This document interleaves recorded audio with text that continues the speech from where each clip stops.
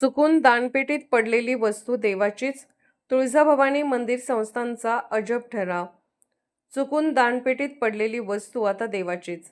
तुळजाभवानी मंदिर संस्थानच्या एका अजब ठरावामुळे सध्या मोठा वाद निर्माण झाला आहे. तुळजापूरमधील आई तुळजाभवानी मंदिर हे महाराष्ट्रासह कर्नाटकातील लाखो भाविकांचे श्रद्धास्थान आहे. दररोज हजारो भाविक देवीच्या दर्शनासाठी येथे येत असतात. अशाच एका दर्शनावेळी 2 महिन्यांपूर्वी पिंपरी चिंचवड येथील भाविक सूरज टिंगरे मंदिरात दर्शनासाठी आले होते.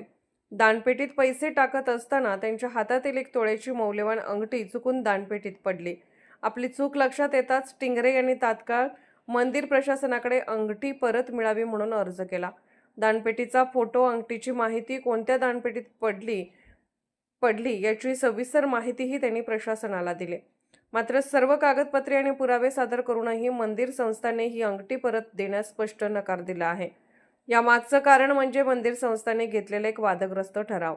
या ठरावानुसार तुळजाभवानी मंदिराच्या दानपेटीत चुकून पडलेली कोणतीही मौल्यवान वस्तू दान समजली जाणार आहे आणि अशी वस्तू कोणत्याही परिस्थितीत भाविकाला परत दिली जाणार नाही. मंदिर प्रशासनाने लेखी पत्राद्वारे हा निर्णय संबंधित भाविकाला कळवला आहे. या निर्णयामुळे केवळ एका भाविकाचे आर्थिक नुकसान झाले नाही, तर श्रद्धास्थानी असलेल्या भाविकांच्या सुरक्षिततेबाबत आणि न्यायाबाबतही प्रश्नचिन्ह निर्माण झाले आहे. देवीच्या दरबारात श्रद्धेने आलेल्या भाविकावर अशी वेळ येणे कितपत योग्य आहे? मानवी चूक आणि श्रद्धा यामध्ये असा कठोर निर्णय आवश्यक आहे का? तुळजाभवानी मंदिर संस्थानच्या या अजब ठरावामुळे भाविकांमध्ये मोठ्या प्रमाणात नाराजी पसरली आहे.